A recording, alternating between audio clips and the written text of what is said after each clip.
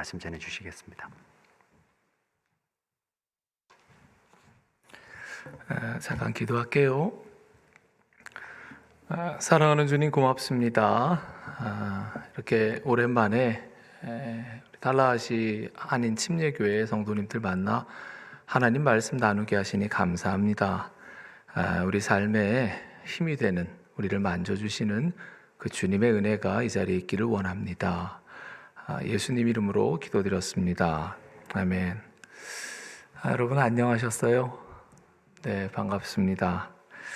제가 일부에 설교를 해봤는데 제가 한국에 있을 때 늘 고민이 하나 있었어요. 왜 우리 성도들은 아멘을 하지 않을까라는 고민을 했는데 일부에 설교를 했는데 아무도 아멘 안 하시더라고요. 그래서 내가 문제구나. 그것을 오늘 깨닫는 은혜를 일부에 경험했습니다. 전에 제가 신문을 보니까 그 필립스라는 곳에서 조사를 발표했는데 우리나라 사람들이 받는 스트레스가 지수가 94로 세계 1위랍니다. 미국은 79입니다. 미국에 사시는 우리나라 사람들인 여러분들은 어떠신지 잘 모르겠어요. 일본은 우리와 비슷하게 91이고요. 프랑스는 54, 중국은 69로 나타났습니다. 또 우리나라 사람들이 행복하다고 여기지 않는 세 가지 원인은, 3대 원인은 돈, 스트레스, 과체중으로 나타났습니다. 그리고 이렇게 과다한 스트레스를 받을 때 누군가를 죽이고 싶다라는 느낌을 받은 사람들이 두 사람 중에 한 사람꼴로 나타났다고 합니다. 그 기사를 보면서 설교 길게 하면 죽을 수도 있겠다, 그 생각을 해서 그 뒤로 늘 짧게 하고 있습니다. 예수님을 믿어도 스트레스 받습니다. 목사도 당연히 스트레스 받고요. 그래서 예수님은 우리에게 수고하고 무거운 짐진 자들아 다 내게로 와라, 그렇게 말씀하신 거죠. 인생을 산다는 것이 수고하고 무거운 짐을 진다라는 그런 의미라면 우리는 누구나 다 예수님께 나아가야 합니다. 예수님의 생애를 살펴보며 우리 주님이 스트레스를, 특별히 여러 관계에서 오는 그런 힘듦을 어떻게 극복하셨는지 좀 생각해 보면서 우리가 주님 안에서 어떻게 쉴 수 있는지 배워보도록 하겠고, 그리고 이 말씀이 우리 삶의 역사에서 저와 여러분에게 하나님의 쉼이, 스트레스가 해소되는 은혜가 있기를 소망합니다. 이 땅에 사시는 동안 예수님은 항상 중압감에 시달리셨습니다. 그분은 끊임없이 사람들로부터 요구를 받았습니다. 시간을 내주세요. 고쳐주세요. 사랑해주세요. 개인적인 시간과 공간을 존중받으신 적이 없었고 게다가 박해도 받으셨습니다. 맥스 루케이도 목사님이 쓰신 예수님처럼이라는 책에 보니까 우리가 주님처럼 살기 위해서 해결해야 되는 문제점들을 제시하는데 첫 번째가 매인병입니다. 현대인들은 누구나 다 누군가에게 혹은 어딘가에 매여서 살아간다는, 그래서 개인적인 시간도 내기 어렵고 마음의 자유함은 더 갖기 어렵다라는 이야기를 해주고 있습니다. 생각해보면 우리 아이들이 어린이집을 다니면서부터 개인적으로 무언가를 하는 게 좀 어려워집니다. 저희 큰아이가 올해 여기 같이 왔는데 20살이 되었습니다. 근데 저희 아이가 그 어린이집에 처음에 다닐 때 아침마다 그렇게 가기 싫다고 울어요. 근데 막 울고 있는 아이한테 가서 제가 묻습니다. 요셉아, 어린이집에서 무슨 노래 배웠어? 그러면 쌩 그리고 바람 부는데 어디 가세요? 나는 어린이집 갑니다. 그리고 안 갈래? 그러고 울어요. 그 노래 부르면서 어린이집을 갔습니다. 그리고 이제 학교 다니면 방학도 있고 뭐 현장 학습도 있긴 하지만 학원이라든지 여러 가지에 매여서 큰 테두리 안에서는 자신의 삶을 결정할 수가 없게 되지요. 그리고 학교를 졸업하고 나면 바로 취업을 해야 합니다. 그렇게 취업을 해서 은퇴할 때까지 열심히 일을 하고, 요즘은 은퇴한 후에도 계속해서 이 사회가 우리에게 일을 해야 한다라고 요구를 합니다. 만일 이런 틀에서 벗어난다면, 우리가 학교를 갑자기 그만두거나 졸업 후에 취직을 하지 않는다면, 혹은 취업을 해서 회사를 잘 다니다가 내가 다니기 싫다는 이유로 일을 그만두면 주변에서 자꾸 우리에게 걱정 어린 시선을 보냅니다. 자꾸 이러다 보니까 사실은 내가 원하고 내가 내린 결정임에도 불구하고 주변에서 자꾸 우리에게 묻는 거예요. 얼마나 힘드니? 얼마나 어렵니? 괜찮니? 그렇게 물으면 그 얘기를 듣다 보면 내가 틀린 것 같고 내가 잘못한 것 같고 내가 실패한 것 같아집니다. 그래서 점점 불행해지고 주눅이 들게 되는데 이게 매인병이라는 거예요. 이런 사회적이고 구조적인 매인뿐 아니라 다른 사람들과의 관계에서도 우리는 매여 있습니다. 나의 말이 다른 사람에게 상처를 주어서 적대감이 생기지 않은지 우리 늘 조심을 하게 되고 다른 사람들에게 매력적이고 좋은 이미지를 주고 인정받고 싶고 칭찬받고 싶은 마음이 우리에게 자리 잡아서 우리는 우리가 생긴 대로 우리의 자유로움대로 그렇게 살지 못하고 조심하고 관리하고 신경 쓰게 되거든요. 그러면서 우리 마음은 늘 쉬지를 못하는 거예요. 예수님 역시 마찬가지셨습니다. 공생애를 시작한 이후에 예수님은 한 번도 마음대로 시간을 쓰지를 못하셨지요. 심지어 제대로 쉼도 갖지를 못하셨습니다. 사람들은 끊임없이 예수님께 찾아와서 예수님을 졸라대거든요. 그것만 하면 괜찮은데 사람들의 마음은 간사해서 자신들의 요구를 예수님이 들어줄 때는 예수님 같은 분이 없습니다 라고 하다가 자신들의 요구를 들어주지 않으면 금방 실망해서 등을 돌리고 예수님을 떠나갑니다. 그게 우리가 나눈 요한복음 2장의 말씀 본문입니다. 오해받고 비판받고 심지어 조롱까지 받으셨거든요. 그런 스트레스를 계속 받았다면 저는 벌써 무너졌을 것 같은데, 그리고 굉장히 예민해졌을 것 같은데 예수님은 한 번도 그러신 적이 없습니다. 늘 평안을 유지하셨고 사랑을 베푸셨어요. 저는 이 부분이 무척 신기합니다. 저희 교회 성도님들이 되게 착해요. 얼마나 착하냐 하면 무려 저를 17년을 견디셨어요. 웬만하면 저를 그렇게 견디기가 어려운데 그렇게 성도님들이 좋은 분들이 있는데 그분들하고 목회를 함에도 제가 가끔은 지치고 탈진할 때가 옵니다. 예수님 주변의 사람들은 우리 성도님들 같지 않게 상대하기 힘든 사람들이었고 마음이 왔다 갔다 하는 사람들이었음에도 불구하고 예수님은 어떻게 그렇게 평안하실 수 있었을까? 그리고 어떻게 그렇게 따뜻하실 수 있었을까? 저는 늘 궁금합니다. 물론 우리는 이렇게 생각할 수도 있어요. 예수님은 하나님이시잖아요. 그렇죠? 예수님은 하나님이시죠? 그런데 기억하셔야 될 것은 예수님은 인간으로 이 땅에 오셨다는 거예요. 사람은 몸이 피곤하면 말투가 짜증스러워지고 신경이 예민해지고 관계가 틀어지기 쉬운데 예수님은 그 많은 스트레스와 그 많은 피로 가운데서도 한 번도 무너지지 않으셨거든요. 오늘은 우리가 예수님께서 성경적인 원리에 근거해서 어떻게 이런 아픔들을, 힘든 것을 관리하셨는지 그걸 좀 살펴보기를 원합니다. 우리는 하나님이 지으셨어요. 또 하나님의 형상을 따라 심지어 지음받은 존재이기 때문에 하나님이 우리를 제일 잘 아십니다. 그 하나님으로 그리고 인간이 되셨던 예수님께서 어떻게 스트레스를 극복하셨는지를 보면 우리도 분명 도움을 받을 수 있고, 이 적용은 사실은 이거 제가 매일 자기 전에 점검하는 거거든요. 우리 스트레스뿐 아니라 우리 삶의 방향을 결정짓는 데도 도움이 되리라 생각을 합니다. 첫 번째로 우리가 예수님께 배워야 될 것은 예수님의 삶을 들여다보면 주님은 자신이 누구인지를 정확하게 알고 계셨습니다. 나는 세상의 빛이다. 나는 길이고 진리고 생명이다. 나는 하나님의 아들이다. 이런 표현들은 주님이 누구신지를 이제 알고 계셨다는 것, 그것을 우리에게 보여줍니다. 우리의 삶의 스트레스를 이기는 첫 번째 열쇠는 내가 누구인지를 결정하는 겁니다. 여러분, 이것은 중요합니다. 내가 누구인지를 정확하게 알지 못하면 다른 사람들이 나에게 누구라고 말하는지에 내 인생이 휘둘리게 되고 목숨을 걸게 됩니다.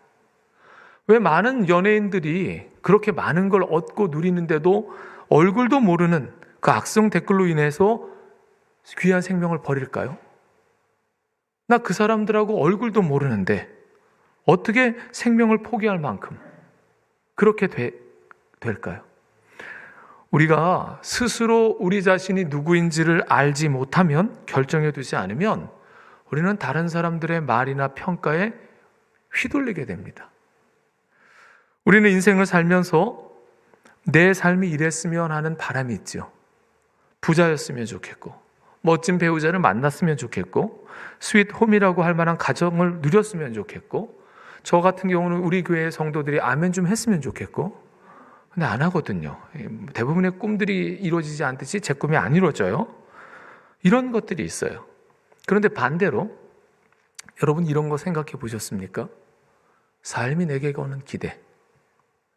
내가 인생이 이랬으면 좋겠다라고 기대하는 것처럼 나의 인생도 내가 인생을 이렇게 살아주었으면 좋겠다라는 그런 기대가 있지 않을까요? 더 분명하게 말하면 우리에게 인생을 주신 하나님께서 내 인생에 거는 기대, 내가 이런 사람, 이런 인생을 살아주었으면 하면 기대가 있으실 거예요.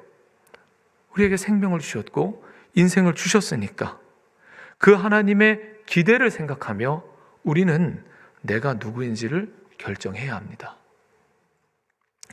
살면서 생기는 스트레스는 가면 때문에 많이 옵니다. 사람들이 내게 원하는 모습이 있어요. 내가 이렇게 보여주었으면 하는 모습이 있거든요. 우리는 그 모습들 때문에 가면 뒤에 숨고 이중적인 삶을 살고 자신이 아닌 다른 누군가가 되려고 그렇게 보여지려고 애쓰면서 굉장히 많은 스트레스를 받습니다. 우리 성도님들도, 여기 성도님들도 다 마스크를 쓰셨는데 저는 사실 미국 가면 마스크 안 쓰고 계실 줄 알고 되게 기대하고 왔습니다. 미국에 실제로 내렸는데 사람들이 마스크를 안 쓰는 거예요. 저희 가족만 쓰더라고요. 그걸 보면서 야, 이렇구나. 참 근데 위험하지만 표정을 보니까 좋다라는 생각이 들었어요.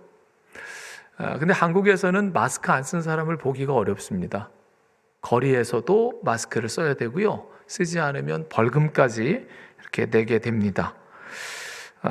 그런데 계속 마스크를 쓴다고 여러분 쓰고 있으니까 2년째 쓰셨는데 이게 적응이 돼서 답답한 게 사라지셨습니까? 아닙니다. 계속 쓰니까 정말 답답합니다. 저는 개인적으로 마스크 쓰는 걸 굉장히 싫어합니다. 그래서 교회 밖에 안 나가요. 제가 교회 안에서 마스크 벗고 있어도 되니까 제가 뭐 밖에 나가는 것도 좋아하고 또 카페 가서 설교 준비하거나 책 보는 것도 좋아하는데 안 갑니다. 코로나 걸릴까 봐 안 가는 게 아니라 마스크 쓰기 싫어서 안 갑니다. 꼭 필요한 마스크를 얼굴을 절반만 가려도 답답한데요.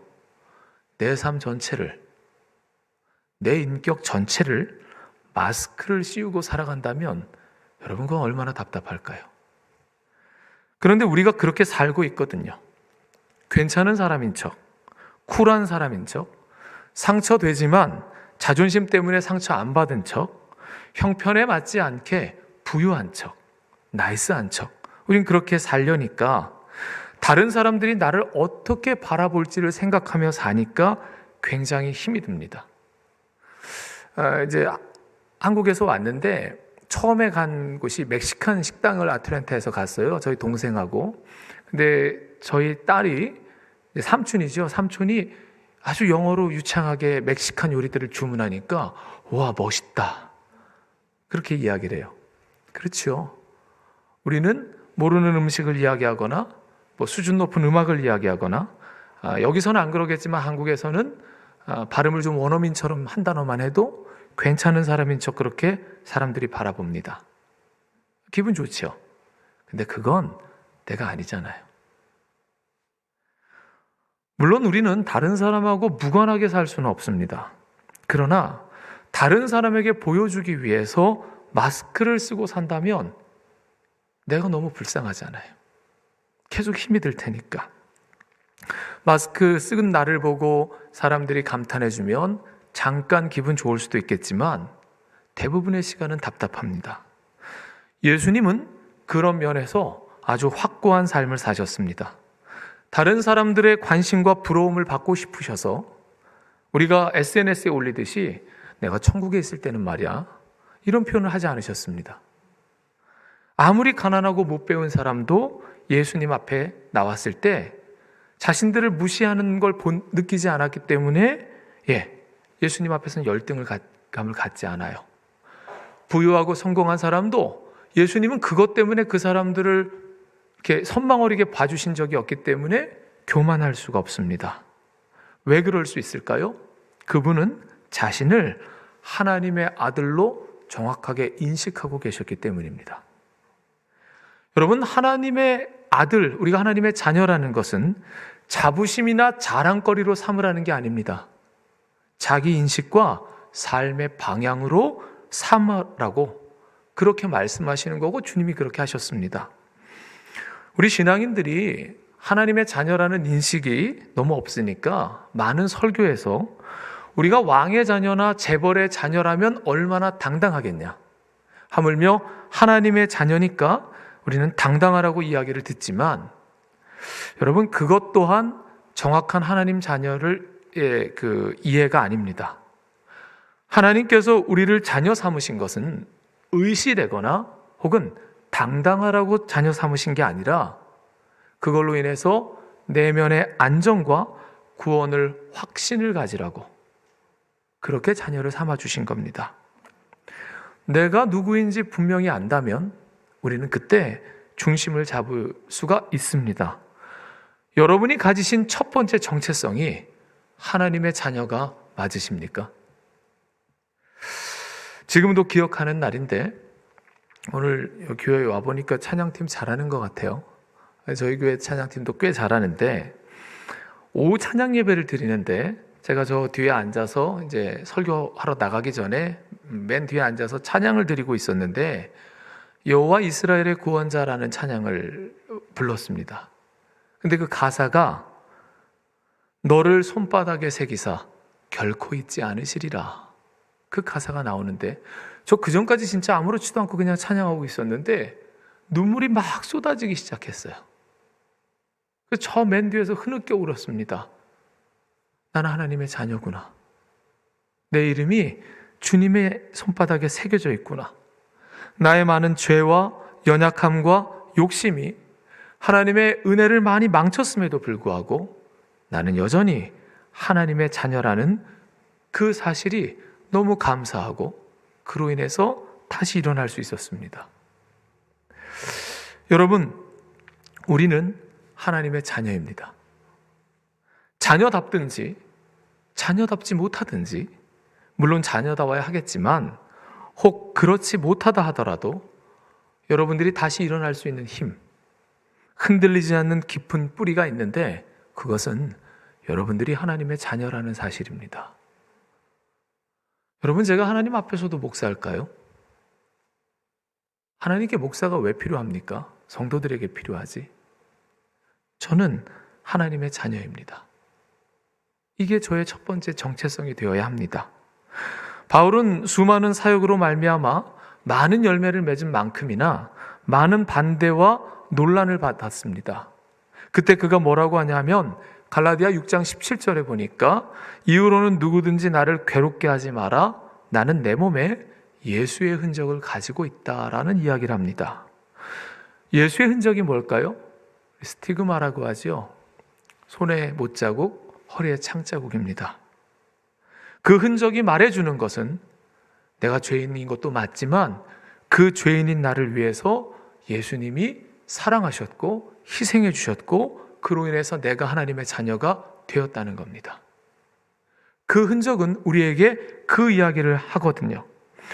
바울도 그 이야기를 하는 겁니다. 자신이 사울이었던 시절에 핍박했던 사람이 교회에 앉아 있습니다. 자기가 잡아 죽였던 사람들의 가족들이 교회에 앉아 있어서 그 과거의 상처를 극복하지 못하고 바울을 받아들이지 못하고 바울로 인해서 힘들어하고 바울을 핍박하기도 합니다. 반대하기도 합니다. 바울 역시 그런 성도들을 바라볼 때마다 미안했겠지요. 정말 마음 아팠겠지요. 힘들었겠지요. 그럼에도 불구하고 알고 있는 겁니다. 나는 하나님의 자녀입니다. 나는 그분을 위해서 살아가는 사도입니다. 사람들이 뭐라고 하든지 간에, 내가 인생에서 성공했든지 혹은 사람들의 기준으로 실패했든지 간에 흔들릴 수 없는 나의 정체성은 내가 하나님의 자녀라는 겁니다.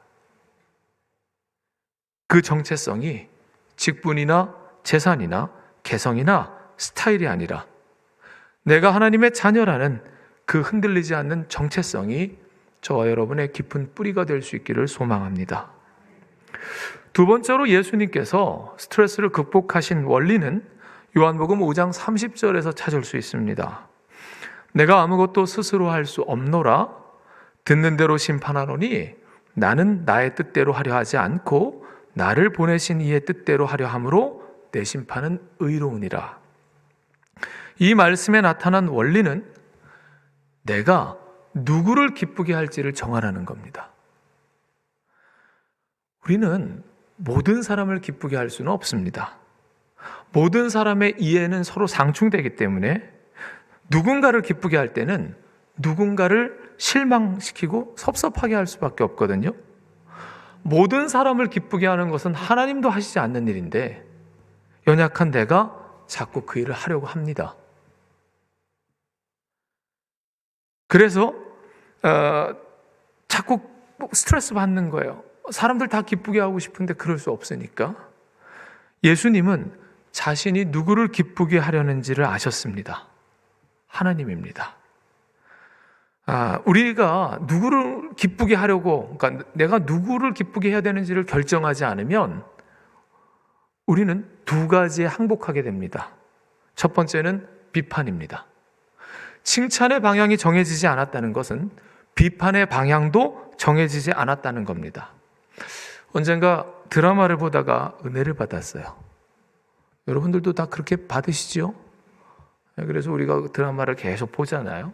근데 거기 보니까 아주 성격이 고약한 기획사 대표에게 매니저가 막 혼나는 거예요. 가수 때문에. 근데 막 혼났습니다. 자기 때문에 혼나니까 미안하잖아요, 가수가. 그래서 매니저에게 묻습니다. 대표님 안 무섭냐고. 그때 그 매니저가 말합니다. 대표님 하나도 안 무서워. 나는 네가 제일 무서워. 내가 사랑하지 않는 사람이 나에게 화내는 게 뭐가 무섭냐? 내가 사랑하는 사람이 화내는 게 무섭지. 저는 그 장면을 보는데 되게 그게 마음에 새겨졌어요. 그 매니저는 자기가 누구를 기쁘게 해야 되는지를 정하고 사는 사람들이에요. 이런 사람들은 모든 사람들의 기쁨을 구하지 않기 때문에 모든 사람들의 비판을 일일이 신경 쓰지 않습니다. 여러분들은 어떠십니까? 저는 오늘 탈라하시 한인교회에 와서 말씀을 전합니다. 그렇지만 여러분들이 은혜도 받으시면 좋겠고 저희 교인들과는 달리 아멘도 했으면 좋겠다는 소망이 있었지만 깨졌지만 그러나 저는 그 반응에 사실은 크게 신경 쓸 필요가 없지요. 왜냐하면 제가 신경 써야 되는 것은 하나님과 제가 섬기고 있는 우리 신한교회 성도들입니다. 저는 그 방향을 정한 거거든요. 여러분들도 이게 정해지셔야 합니다. 우리가 누구를 기쁘게 해야 될지, 신앙인으로 하나님을 기쁘시게 해야 된다는 결정이 없으면 우리는 굉장히 힘들어질 겁니다. 내가 모든 사람들을 기쁘게 하는 일은 살면서 한 번도 일어나지 않습니다. 이게 결정이 되지 않으면 우리를 비판하는 사람들이 늘 있거든요. 안 좋아하는 사람들이 늘 있고 거기에 대해서 우리 자꾸 상처를 받게 되는 거예요.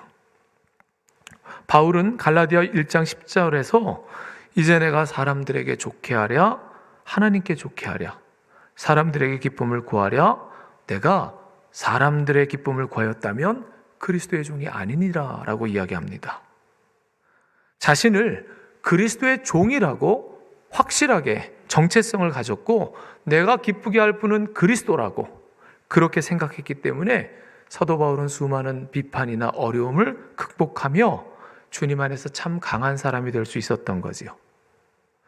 두 번째, 우리가 누구를 기쁘게 할지를 결정하지 않으면 우리는 갈등에 굴복하게 됩니다. 모든 사람을 기쁘게 할 수 없기 때문에 우리는 누군가와는 늘 갈등을 하게 되거든요. 근데 이 갈등이 싫어서 자꾸 나 자신을 억지로 맞추다 보면 우리가 결국 무너지게 되는 거죠. 예수님은 하나님을 기쁘시게 해드려야겠다라고 삶을 결정하셔서 이 스트레스를 이기셨고 우리에게도 같은 이야기를 하십니다. 먼저 그의 나라와 그의 일을 구하라. 우리가 주님을 생각할 때 주님 굉장히 온유하고 착한 좋은 분이잖아요. 근데 주님은 바리새인이나 서기관들하고 갈등하는 걸 전혀 두려워하지 않으셨습니다. 늘 갈등하셨고 그냥 그 갈등을 갈등하게 두셨습니다. 왜냐하면 하나님을 기쁘시게 하기로 결정했기 때문에 바리새인들과 갈등하는 것에 대해서는 신경 쓰지 않으셨거든요. 먼저 그의 나라와 그의 일을 구하라는 것은 우리가 기쁘시게 할 분이 하나님이라는 걸 결정하면 우리 삶이 단순해질 거라는 것, 그래서 힘이 생길 거라는 것을 의미합니다. 그렇다면 우리는 다른 사람들이 무슨 생각을 하며 무엇을 원하는지 상관하지 않고 삶에서 옳은 일, 말씀이 나에게 가르쳐주는 일, 하나님을 기쁘시게 하는 일, 먼 훗날 돌아보았을 때 후회하지 않을 만한 일을 선택할 수 있습니다. 우리는 흔히 삶이, 사람들이 사회가 나를 이렇게 만들었어 라고 표현을 합니다. 사실 우리가 원치 않아도 삶이나 직업이나 관계 속에서 어쩔 수 없이 해야 되는 일이 있지요. 그러나 그 대부분의 일들은 그걸 안 하면 그가 나를 죽이겠다, 위협받기 때문이 아닙니다. 갈등하기 싫어서. 갈등하는 게 불편하니까 원치 않아도 그걸 하는 거예요. 근데 여러분, 우리가 계속 그렇게 산다면 내가 너무 불쌍하잖아요.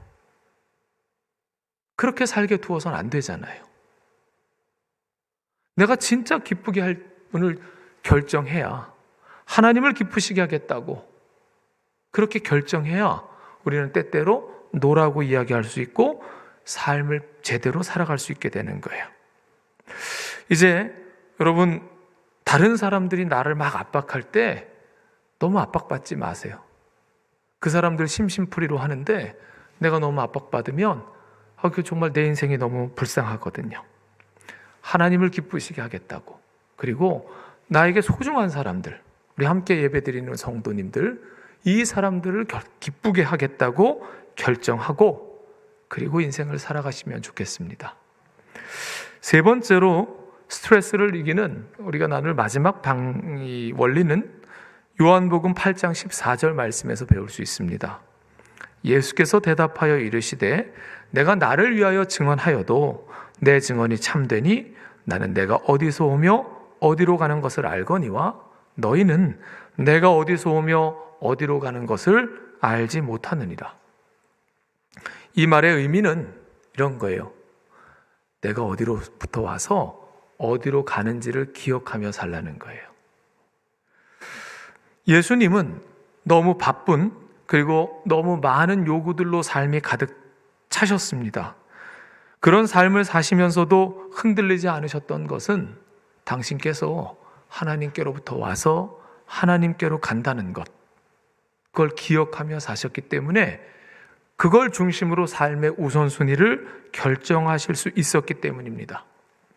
한 번은 기적을 행하시고 병자를 고치시니까 사람들이 자기 이웃들하고 친척들을 다 데리고 나왔어요. 고쳐주세요. 수많은 사람들이 예수님께 기대를 가지고 환호하며 나옵니다. 여러분, 이거 거절하기 진짜 어렵잖아요. 그런데 예수님은 그걸 물리치시고 제자들에게 말씀하십니다. 전도하러 가자. 내가 이것을 위하여 왔노라. 병자를 고치는 것도 중요합니다. 사람들이 환호해 주는 건 굉장히 즐겁습니다. 그런데 그걸 거절하면 좋았던 분위기가 확 가라앉겠지만, 그러나 예수님은 사람들의 요구를 다 들어주다 보면 하나님께서 허락하신 시간 동안 하나님께서 허락하신 육체의 한정된 에너지를 가지고 하나님이 원하시는 일을 하기에 부족하다는 걸 아셨습니다. 근데 나는 하나님이 보냈고 하나님께로 가야 되거든요. 그걸 아셨기 때문에 선택을 하시는 거예요. 우리의 삶은 우선순위를 따르든지 아니면 중압감을 따라 살든지 둘 중에 하나인데 다른 선택이 없거든요. 근데 자신의 삶이 무엇이 중요한지를 결정하셔야 되는데 그 기준이 뭐냐? 내가 어디로부터 와서 어디로 가야 하느냐라는 겁니다. 제가 이제 50대에 접어들었는데 우리 이 탈라시 교회 처음 왔을 때 30대였거든요. 근데 그때부터 지금까지 우리 올 때마다 맞아주시고 또 설교도 할 수 있게 배려해 주시고 교회와 목사님께 굉장히 감사를 드리는데 나이가 50대에 접어드니까 자꾸 주님 만날 생각을 하게 됩니다. 아주 빠른가요? 이상하게 제가 자다가 잠이 얕아졌을 때가 주님 생각을 제일 많이 해요. 꿈인지 생시인지 모를 그때 천국 가야 될 것 같아서 주님 그렇게 많이 찾습니다. 여러분, 자꾸 생각이 나요. 나 주님 만나야 되는데. 저는 저희 교회 성도님들뿐 아니라 여기 계신 모든 분들이 이거 기억하고 사셨으면 좋겠습니다. 우리 주님 만나야 합니다. 예전에 제가 기쁜 교회라는 곳에서 부교육자 생활을 했는데 그때 목사님께서 해주신 여러 이야기 중에 하나예요. 목사님 되게 마르셨어요. 근데 낮이면 꼭 1시간씩 주무세요. 댁에 들어가 주무시든지 아니면 사무실에서 의자를 뒤로 젖히고 주무시면서 거기에 대해서 얘기해 주시는데 나는 체력이 강한 사람이 아니야. 그러니까 내 제한된 에너지로 말씀을 준비해서 목양을 하는데 지치지 않고 집중하려면 날마다 낮에 조금씩 자야 하고 여기저기 돌아다니면 안 되고 여행도 안 하세요. 이틀에 한 번은 꼭 적당량의 고기를 먹어야 돼. 저는 그 이야기가 되게 신기했어요. 인생을 이제 이야기하면서 그렇게 바라보고 그렇게 말하고 그렇게 사는 사람을 본 적이 없거든요. 내 에너지를 집중해서 하나님이 내게 원하시는 거에 집중하는 거예요. 그래서 저도 배웠어요. 그래서 이틀에 한 번은 꼭 고기를 먹어요. 다른 건 못 배웠는데 그건 참 지금도 잘 지키고 있어요. 여러분 바쁘게 사시죠? 근데 바쁘게 사는 것과 가치 있게 사는 건 별개입니다. 아무리 바쁘고 열심히 살았다고 해도 그 삶이 하나님 앞에서 가치 있는 것은 아닙니다. 그러니까 점검하세요. 나 어디로 향하고 있는지, 내가 가는 이 방향에 주님이 계신 게 맞는지.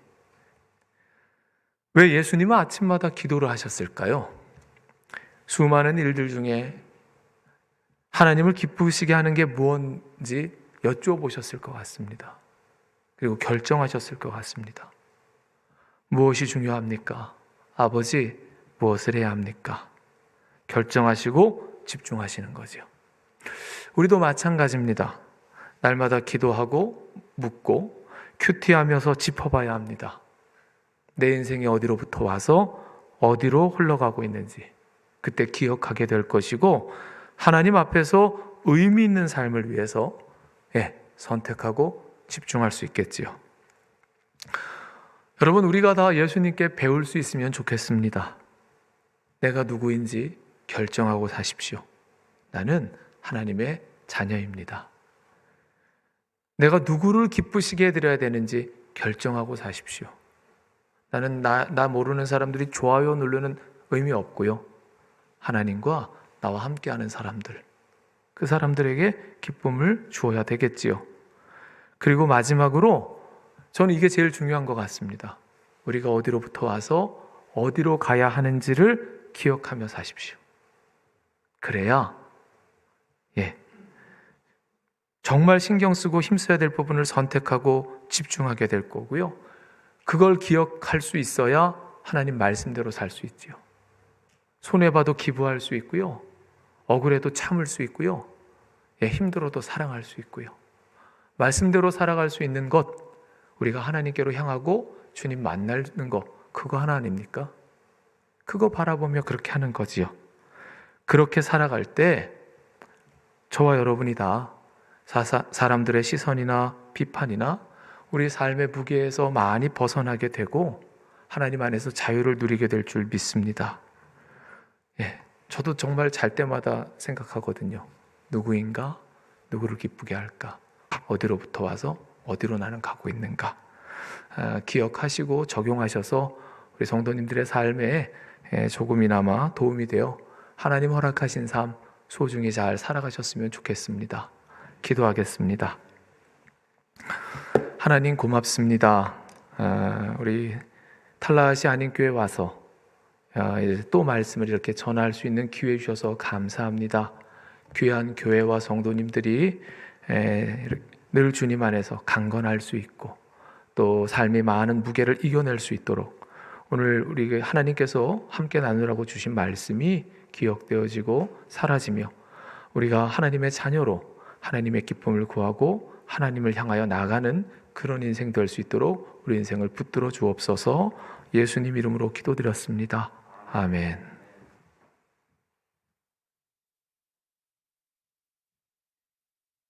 더 귀한 말씀 감사합니다.